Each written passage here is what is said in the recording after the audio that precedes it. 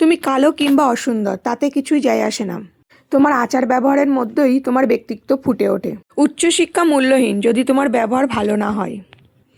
যাই হোক বন্ধুরা, শীতকাল তো শীতকাল মানেই তো জানো পিঠে, আর পিঠে খাবো না এটা তো অবশ্যই হয় না। পৌষ মাস পড়ে গেছে, পৌষ মাসের অর্ধেক হয়ে গেছে, তো এখন তো পিঠের দিন, পিঠে খেতেই হবে। তো যাই হোক, আমাদের বাড়িতে আজকে পুলি পিঠে হচ্ছে, দুধের যে পুলি পিঠিটা হয় নারকেল দিয়ে, সেটাই করা হচ্ছে।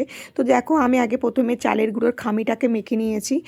আটার মতো করে ভালো করে মাখতে হয় ওটাকে, যত ভালো মাখা হবে তত ভালো পুলিগুলো নরম হবে। তো সেটাই করে নিয়েছি। তারপরে দেখো, মা নারকেলটা কুড়িয়ে দিয়েছিল, সেই নারকেলটাকে আমি এখন ছাই করছি, মানে আর কি নাড়ুর জন্য যে পাক দেওয়া হয় তেমনটাই করা হচ্ছে, যেহেতু পুলি পিঠের পুরটা দেওয়া হবে সেই জন্য।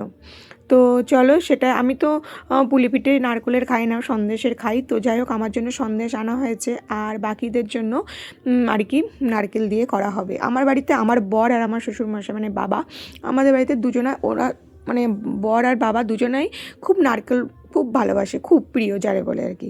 মানে ফলের মধ্যে ওদের নারকেলটা খুবই প্রিয়, নারকেল পেলে ওরা পাগলের মতো শুরু করে দেয়, ঠিক আছে। যাই হোক, তো দেখতেই পাচ্ছ একে একে আমার পুলি পিঠিগুলো পুলি করা হয়ে গেছে, ডিজাইন দেওয়া, শেপ দেওয়া হয়ে গেছে।